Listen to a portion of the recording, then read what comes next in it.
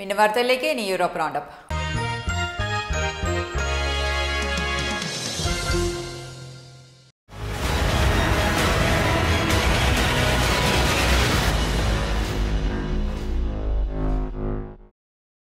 ഉന്നത വിദ്യാഭ്യാസ council vice ചെയർമാനും മുൻ അംബാസിഡറുമായ ടി പി ശ്രീനിവാസനെ SFI പ്രവർത്തകർ മർദ്ദിച്ച സംഭവത്തിൽ അന്താരാഷ്ട്ര തലത്തിൽ പ്രതിഷേധം ശക്തമാകുന്നു. ടി പി ശ്രീനിവാസൻ അംബാസിഡർ ആയിരുന്ന ഓസ്ട്രേലിയയിലും മലയാളി സമൂഹം അതിക്രമത്തെ അപലപിച്ചു. വെള്ളിയാഴ്ച തിരുവനന്തപുരത്ത് നടന്ന ആഗോള വിദ്യാഭ്യാസ സംഗമത്തിനെതിരായ പ്രതിഷേധത്തിനിടെയാണ് ടി പി ശ്രീനിവാസന് മർദ്ദനമേറ്റത്. പ്രബുദ്ധ കേരളം തലതാഴ്ത്തിയ സംഭവമായിരുന്നു ടി പി ശ്രീനിവാസന് നേരെയുണ്ടായ അതിക്രമം. ഐക്യരാഷ്ട്രസഭയുടെ സ്ഥിരം പ്രതിനിധിയായും വിവിധ രാജ്യങ്ങളിൽ നയതന്ത്ര പ്രതിനിധിയായും സേവനമനുഷ്ഠിച്ച ടി പി ശ്രീനിവാസനെതിരായ കയ്യേറ്റത്തിൽ മലയാളി സമൂഹം ഒന്നടങ്കം അപലപിച്ചു. പ്രതിഷേധത്തിന്റെ അലയൊളികൾ കേരളത്തിനും ഇന്ത്യയ്ക്കും പുറത്ത് എത്തിയിരിക്കുകയാണ്. അന്താരാഷ്ട്ര തലത്തിൽ പ്രതിഷേധം വ്യാപിച്ചിരിക്കുകയാണിപ്പോൾ. ഓസ്ട്രിയയിലെ അദ്ദേഹത്തിന്റെ സഹപ്രവർത്തകരും സുഹൃത്തുക്കളും ഉൾപ്പെടുന്ന മലയാളി സമൂഹം സംഭവത്തെ അപലപിച്ചു. ജനുവരി 29-ന് കോവളം ലീല ഹോട്ടലിന് സമീപമായിരുന്നു സംഭവം നടന്നത്. ആഗോള വിദ്യാഭ്യാസ സംഗമ വേദിയിലേക്കുള്ള വഴിയിൽ ഉപരോധം തീർത്ത SFI പ്രവർത്തകർ അവിടെ എത്തിയ ഉന്നത വിദ്യാഭ്യാസ കൗൺസിൽ ഉപാധ്യക്ഷനായ ടി പി ശ്രീനിവാസനെ വഴിയിൽ തടഞ്ഞു നിർത്തി മർദ്ദിക്കുകയായിരുന്നു. SFI പ്രവർത്തകർക്കിടയിൽ നിന്ന് രക്ഷപ്പെട്ട് പുറത്തെത്തിയ ടി പി ശ്രീനിവാസനെ പിന്തുടർന്നെത്തിയ പ്രവർത്തകൻ കരണത്തടിച്ചു.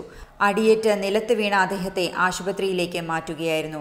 ടി പി ശ്രീനിവാസന് മർദ്ദനമേൽക്കുമ്പോൾ പോലീസ് കാഴ്ചക്കാരായി നിൽക്കുകയായിരുന്നു. വലിയ തോതിലുള്ള പ്രതിഷേധങ്ങൾക്കും സംഭവം വഴിവെച്ചു.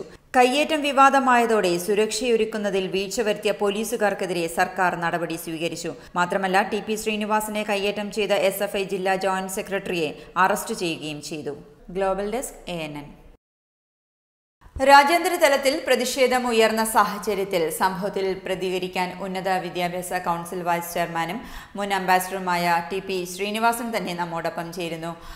ശ്രീ ടി പി ശ്രീനിവാസൻ, താങ്കൾക്കെതിരെയുള്ള ആക്രമം ഒരു വ്യക്തിക്കെതിരെ എന്നതിലുപരി ലോകമെമ്പാടുമുള്ള മലയാളികളുടെ ആത്മാഭിമാനത്തിനേറ്റ മർദ്ദനം കൂടിയാണ്.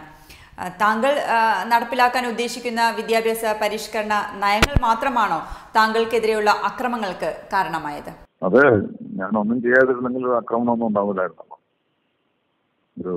ഒരു സിനക്യൂറായിട്ട് ജോലിയില്ലാത്തൊരു ജോബായിട്ട് വെച്ചിരുന്നെങ്കിൽ ആർക്കും ഒരു പരാതി ഉണ്ടാകുമായിരുന്നില്ല. അപ്പൊ എന്തെങ്കിലും പുതിയ കാര്യങ്ങൾ ചെയ്യുമ്പോഴാണ് പരാതികൾ വരിക.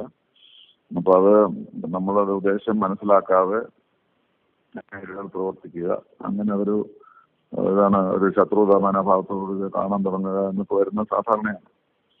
അപ്പോൾ ഈ 4.5 വർഷമായിട്ട് ഞാൻ ചെയ്തത് വിദ്യാഭ്യാസ രംഗത്ത് വരുത്താവുന്ന പരിവർത്തനങ്ങളെ പറ്റി വിശദമായി വ്യക്തമായി ആലോചിച്ച് കൊടുത്ത റിപ്പോർട്ടുകളാണ്. അതൊരു 17 കൊടുത്തിട്ടുണ്ട്. അതിൽ 4 അംഗീകരിച്ചിട്ടുള്ളൂ.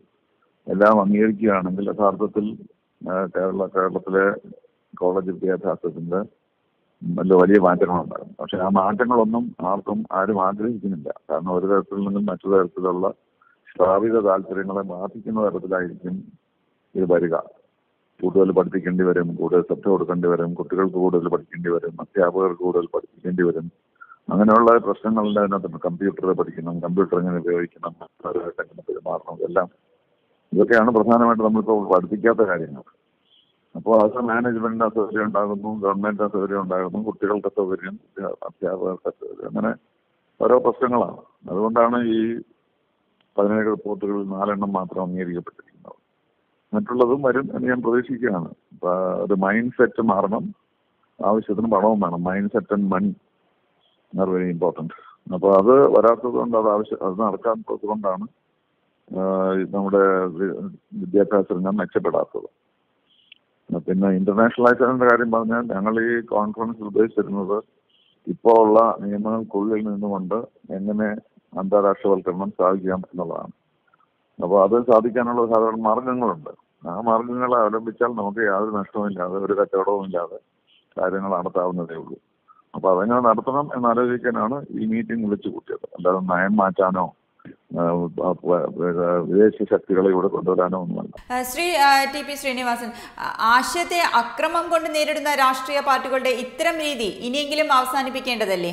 ഈ ഒരു സംഭവത്തിന്റെ പശ്ചാത്തലത്തിൽ താങ്കൾ മുന്നോട്ട് വെച്ച ആശയങ്ങളുമായി മുന്നോട്ട് പോകുമോ? എന്റെ പ്രതികരണത്തെക്കാളും മറ്റുള്ളവർ എങ്ങനെ കണ്ടിരിക്കുന്നു എന്നുള്ളതിലാണല്ലോ കാര്യം. സാധാരണക്കാരെല്ലാം പ്രതികരിച്ചിട്ടുണ്ടല്ലോ, ഞാൻ പറയാതെ തന്നെ.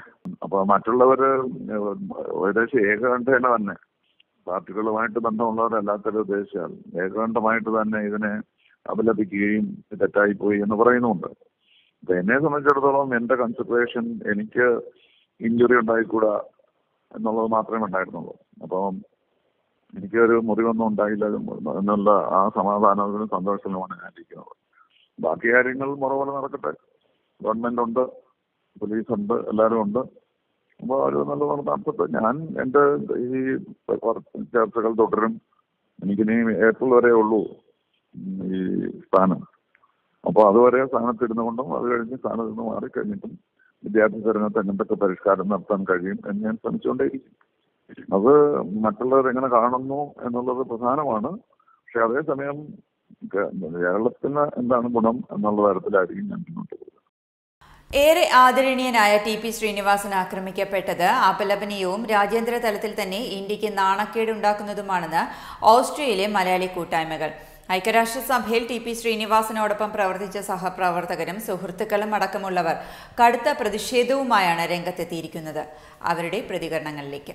നാട്ടിൽ നടന്ന ഞങ്ങളുടെ പ്രിയങ്കരനായിരുന്ന ആദരണീയനായ അംബാസഡർ ടി പി ശ്രീനിവാസൻ സാറിന്റെ ഉണ്ടായ സംഭവത്തെക്കുറിച്ച് വളരെ ഖേദപൂർവം ഞങ്ങൾക്ക് ചില കാര്യങ്ങൾ പറയുവാനുണ്ട്. കാരണം അദ്ദേഹം 2000 മുതൽ 2004 വരെയുള്ള കാലഘട്ടത്തിൽ ഞങ്ങളോടൊപ്പം ഇവിടെ ഉണ്ടായിരുന്ന വ്യക്തിയാണ്. ഞങ്ങളുടെ അംബാസഡറായിരുന്നു. അതോടൊപ്പം ഞങ്ങളുടെ യുണൈറ്റഡ് നേഷൻസിന്റെ ഇന്ത്യൻ റെപ്രസെന്റേറ്റീവ് ആയിരുന്നു. അതുപോലെ ആറ്റമിക് എനർജി ഏജൻസിയെ സംബന്ധിച്ചിടത്തോളം ഇന്ത്യയിൽ നിന്നുള്ള ഗവർണർ ആയിരുന്നു അദ്ദേഹം. ഞങ്ങളുടെ ഗവേണിംഗ് ബോഡിയിലെ സ്ഥിരം പ്രതിനിധി ആയിരുന്നു. അപ്പൊ അദ്ദേഹം ഇവിടെ വിയന്നയിലെ ഇന്ത്യൻ സമൂഹത്തോട് വളരെയധികം അടുപ്പമുള്ള വ്യക്തിയും ഞങ്ങളുടെ സ്വന്തം പോലെ ഞങ്ങളോട് മാറുന്ന ഒരു വ്യക്തിയായിരുന്നു. അപ്പോൾ അങ്ങനെയുള്ള അദ്ദേഹത്തിനുണ്ടായ ഈ മർദ്ദനത്തിൽ ഞങ്ങൾക്ക് വളരെയധികം വിഷമമുണ്ട്. ഇതിന്റെ പുറകിൽ പ്രവർത്തിച്ചവർക്ക് അവർ അർഹിക്കുന്ന ശിക്ഷകൾ ലഭിക്കണം. അതിലുപരി നമ്മുടെ സാംസ്കാരിക കേരളത്തിന് ഈ വിധത്തിൽ നാണക്കേടുണ്ടാകുന്ന പ്രശ്നങ്ങൾ ഇനിയും ഉണ്ടാകരുത്. ഞാൻ 25 വർഷമായിട്ട് ഇന്ത്യൻ എംബസി ജോലി ചെയ്യുകയാണ്. 2000 മുതൽ 2004 വരെ ശ്രീനിവാസൻ സാർ പോകുന്നത് വരെ അതോടൊപ്പം എംബസിയിൽ വളരെ ക്ലോസായിട്ട് അടുത്ത് ഞങ്ങൾ ഇവിടെ ജോലി ചെയ്തു. അഹിംസയുടെയും സഹിഷ്ണുതയുടെയും മൂല്യങ്ങൾ ഉയർത്തിപ്പിടിച്ചുകൊണ്ടുള്ള ഭാരതം, അതുപോലെ ക്രിസ്തീയ സാഹോദര്യത്തിന്റെ മൂല്യങ്ങൾ ഉയർത്തിപ്പിടിച്ചുള്ള കേരളം, ഇങ്ങനെയുള്ള ഈ കൊച്ചു കേരളത്തില് ഈ സാംസ്കാരികവും ആയ മൂല്യങ്ങളെയെല്ലാം മറികടന്നുകൊണ്ട് ഇങ്ങനെയൊരു അക്രമാസക്തമായ ഒരു പ്രവർത്തനം കാഴ്ചവെച്ചത് ഏറ്റവും ശോചനീയവും അപലപനീയവുമാണ്. അതുപോലെ തന്നെ നമുക്കറിയാം, വിദ്യാഭ്യാസത്തിന് വേണ്ടി ശ്രീനിവാസൻ സാറ് അതുപോലെ ലോകം മുഴുവനും വളരെയധികം ബുദ്ധിമുട്ടി അധ്വാനിച്ചിട്ടുണ്ട്. അതുപോലെ തന്നെ കേരളത്തിലും ഇങ്ങനെയുള്ള, അതുപോലെ നമ്മുടെ ഇന്നത്തെ ലോക സാഹചര്യത്തിൽ നമ്മുടെ വരും തലമുറകൾക്ക് ആവശ്യമായ വിദ്യാഭ്യാസ യോഗ്യത നൽകാനും അങ്ങനെ അവരെയും ലോക പൗരന്മാരായി ഉയർത്തിക്കൊണ്ട് ഭാരതത്തിന്റെ ഉയർച്ച ഉന്നമനം ഉണ്ടാക്കുന്നതിന് വേണ്ടി ശ്രമിക്കുന്ന അദ്ദേഹത്തിന് അക്രമ രാഷ്ട്രീയ മൂല്യങ്ങളിലൂടെ നടന്ന ഈ സംഭവത്തെ ഞങ്ങൾ അതിയായി ഖേദത്തോടെ വീക്ഷിക്കുകയും പ്രവാസികളുടെ എതിർപ്പ് ഞങ്ങൾ ഈ അവസരത്തിൽ പ്രകടിപ്പിക്കുകയും ചെയ്യുന്നു. ടി പി ശ്രീനിവാസൻ സാറിന് നേരെയുണ്ടായ ആ കയ്യേറ്റ ശ്രമം അത് തികച്ചും അപലപനീയമാണ്. ഒരിക്കലും കേരള സംസ്കാരത്തിനോ ഭാരത സംസ്കാരത്തിനോ ചേർന്നതല്ല. പ്രത്യേകിച്ച് യുവതലമുറയ്ക്ക് ചേർന്നതല്ല. ആദരണീയനായ ഒരു മനുഷ്യനായിരുന്നു അദ്ദേഹം.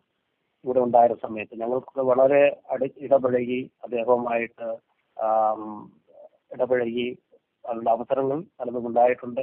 പ്രത്യേകിച്ച് യൂറോപ്പില് ഇന്ത്യയുടെ ഭാരതത്തിന്റെ ശബ്ദം അദ്ദേഹം അംബാസഡറായിരുന്ന കാലത്ത് പല വേദികളിലും പല കാര്യങ്ങളും ചെയ്തുകൊണ്ട് അദ്ദേഹം ഉയർത്തിപ്പിടിച്ചിട്ടുണ്ട്.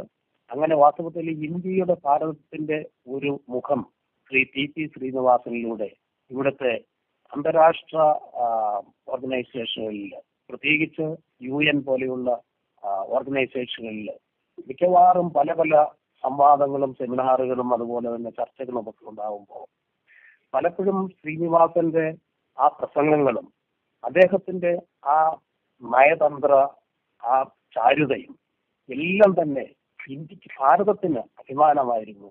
അത് നമ്മളെ കേരളീയരെ സംബന്ധിച്ചിടത്തോളം തീർച്ചയായിട്ടും നമുക്കും അതിൽ അഭിമാനിക്കത്തക്കതായിരുന്നു. അങ്ങനെയുള്ള ഒരു വ്യക്തിക്ക് നേരെ തികച്ചും വികാരപരമായി കാര്യങ്ങൾ എന്തെന്ന് അറിയാതെ വികാരത്തിന് വശംവദരായിക്കൊണ്ട് ഒരു പറ്റം ചെറുപ്പക്കാര് അദ്ദേഹത്തെ കൈകയറ്റം ചെയ്തു എന്നുള്ളത് ഒരിക്കലും അംഗീകരിക്കാൻ സാധിക്കില്ല. അതിന് തക്കതായ നടപടികൾ ഉണ്ടാവണം. ഇനി ഇതുപോലെയുള്ള രംഗങ്ങൾ ആവർത്തിക്കാതിരിക്കാൻ ഇതിന് തക്കതായ ശിക്ഷ കൊടുത്തുകൊണ്ട് ഒരു രീതിയിൽ ഇതിനെ വിരോധിക്കേണ്ടതാണ്.